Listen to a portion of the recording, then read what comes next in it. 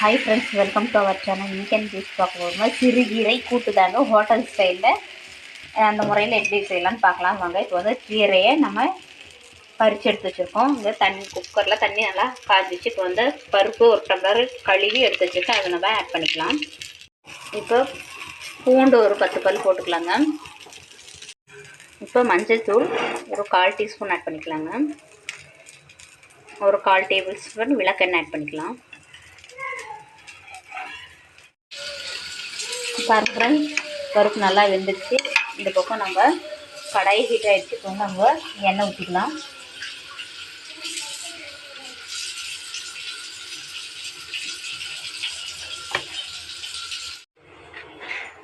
எண்ணெய் நல்லா ஹீட் ஆகிடுச்சு. இப்போ வந்து நம்ம ஜீரகம் ஆட் பண்ணிக்கலாம்.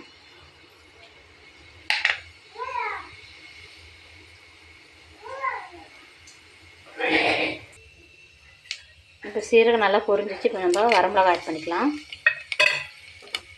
அது கூட நம்ம ஒரு 1/4 டீஸ்பூன் பெருங்காயத்தூள் ஆட் பண்ணிக்கலாங்க. இப்போ சீரகம் நல்லா பொரிஞ்சிச்சு. இப்போ நம்ம சின்ன வெங்காயம் ஆட் பண்ணிக்கலாம்.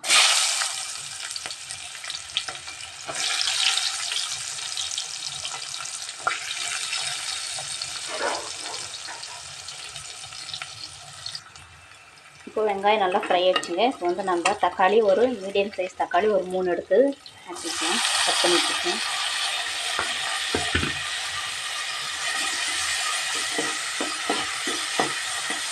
கொஞ்சமாக கல்லுப்பு ஆட் பண்ணிக்கலாங்க.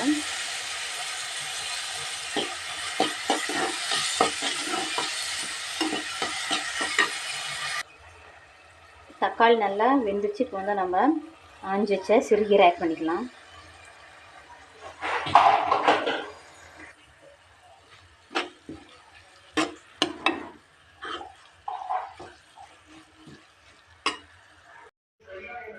இப்போ ஃப்ரெண்ட்ஸ், கீரை நல்லா இருந்துச்சு. இப்போ நம்ம மிளகாய் தூள் ஆட் பண்ணிக்கலாம்.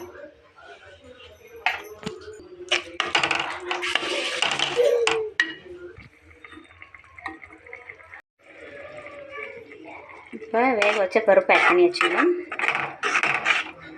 ஒரு கொதி வந்தால் போதும்.